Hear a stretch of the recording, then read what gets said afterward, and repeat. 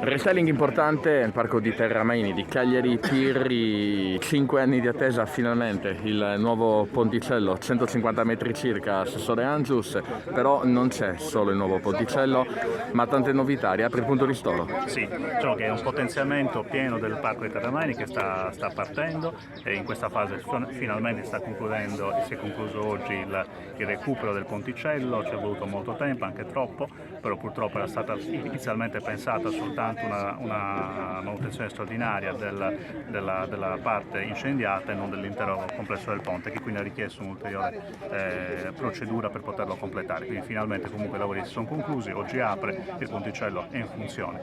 Però non solo, adesso metteremo mano anche a altri aspetti importanti del Parco di Terramaini, contiamo di potenziare i giochi per i bambini, potenziare gli strumenti per la ginnastica all'aperto molto utilizzati e soprattutto stimolare a brevissimo giorni la riapertura del punto ristoro.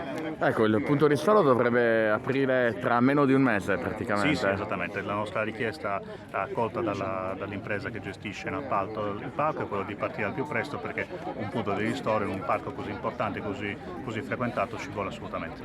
Non solo cibo, però anche sport, assessore, lei ha parlato di giochi per i bambini, quindi anche divertimento e ancora più attrezzi per fare ginnastica. Sì, esatto, poi la nostra idea è che questo sia un parco di scala metropolitana perché siamo un passo da Serraggions, un passo da Monserrato, un passo da strade di ampia percorrenza, un passo dal canale Terramaini che noi vorremmo che diventasse un'arteria anche di circolazione.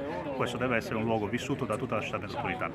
Ovviamente i giochi per i bambini saranno inclusivi. Certo, già ci sono dei giochi che prevedono la possibilità di essere utilizzati anche da bambini portatori di disabilità, devono essere potenziati insieme ad altri giochi, deve esserci piena fruibilità da parte di tutti. Un'ultima battuta, vice sindaco, questione sicurezza, qui le telecamere già ci sono, saranno potenziati i controlli comunque? Saranno potenziati perché è giusto che sia così, ormai sono imprescindibili, diciamo che un parco che comunque sia non ha registrato episodi di particolare allarme, però sicuramente sono fondamentali anche nell'ottica del controllo di incendi.